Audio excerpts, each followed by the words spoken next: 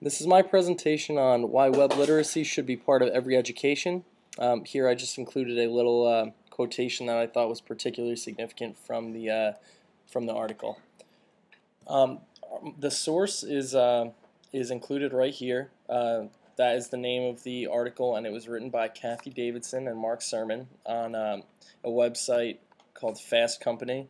It includes a lot of different news on innovation in technology and different things like that. This particular article I found searching the coexist side of the website, which you would see if you sort of investigated a little bit.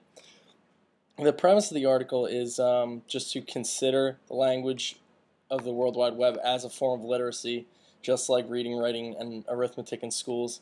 When you think about how present the internet and different multimedia is present in everyday life, and even in education now, especially as we're moving into the future, and I mean this class is a testament to that, how important it is going forward. And I mean, if you really just think about how much people use the internet or their smartphones or apps or programming in some way throughout their day, one could argue that it's even more important than a high level of mathematical literacy, for example. So that's just a simple way to really look at it and understand the importance.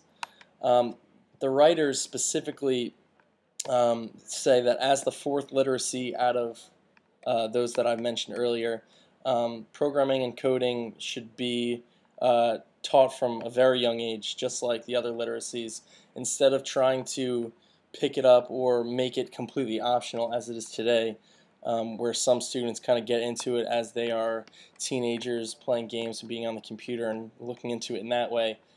They believe that it should be included from elementary school so that it's just universal, that everyone will be proficient at it in a way that they can create their own websites and be much more functional in that realm of society, especially as it becomes bigger and bigger in the world. And conceivably, the way to actually achieve that, they believe, is because it's so hard to implement such a worldwide change, and there's so much conservatism in curricula and school systems. The best way they believe, and I agree with them, to actually achieve this is to make it a curricular requirement to get into college. And then they believe that high schools and then middle schools and such will follow suit, because if you look at state testing and how prevalent that is in schools nowadays, like the HESPA and all those different things, and how now there is, I believe there's state testing in almost every single grade from 6th grade onward until you get to college, and most of that is because of the importance of state tests. And when you look at how one of the main methods to getting into college is through the ACT and SAT, that is just sort of one of the ways to think about it. And sort of my reaction on the whole thing, what it really means for teaching today and in the future. Technology is going to be increasingly higher priority in preparing educators, such as myself and my classmates in this course. We will all probably need a command of basic coding in order to teach these kids in the future how to code from a young age, and why that's going to be a hurdle is because today, I mean, a lot of professors I have and teachers I had in high school don't even have full command over just the simple Microsoft Office suite, which is very low level stuff. I mean, anyone could use it. So we have a long way to go in that regard.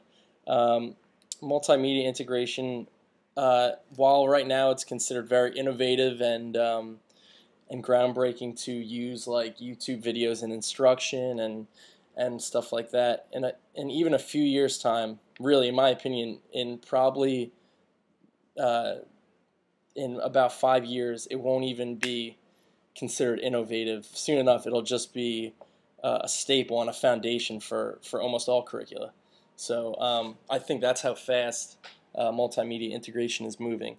And students will probably enter high school in the future when this is starting to when this ball has started to roll. They'll enter high school probably with a pretty decent understanding of programming, the same way that students are being taught calculus in high school. If you think about it like that, it'll be at that kind of level.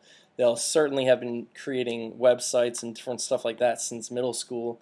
And at the high school level, especially if there's an interest, students will probably have even tried programming on their own, or maybe even application development, stuff like that they could even just do for fun, like creating games for themselves. It's really open-ended on how far it could go.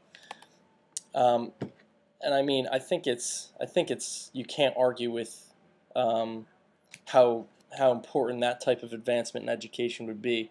With something like that, if something like that is really conceivable and would happen, which I believe it will, our future is really bright. When our youth is going to be that well-rounded and that educated, they're going to be pretty prepared, especially as the internet and the web gets more and more prevalent in daily life and in careers and stuff like that. I think, and it's optimistic because there's a long way to go, and for students to be that well prepared, that's a dream, obviously, but it's within reach. And I guess I wouldn't even call it a pitfall. I would call it more of just a difficulty in achieving this. Actually breaking through with this kind of initiative is pretty daunting. First, all of the teaching professionals need to be educated, like I touched on earlier, and then the curriculum change needs to happen. It's a very short list, but that's going to take quite a while. And as we know, like administration, legislation, all that kind of stuff is very slow moving and convoluted, and we would, if it wasn't for that, we would be at that point much sooner. But that is one of the difficulties in this type of thing.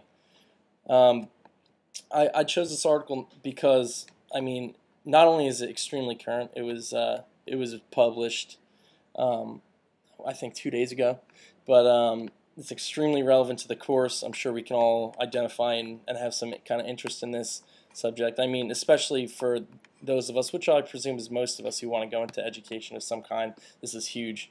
And then obviously I do, and I assume most people do, support these type of advancements that were discussed here. And I mean, me personally, I'm really supportive of this kind of movement as we reach that point. And just to check for understanding and comprehension, I just sort of had a couple questions for whoever views this presentation. I just wanted to know I wanted to check what you believe the argument supporting the teaching of coding and programming was. We touched upon it earlier, and it's talked about quite a bit in the article.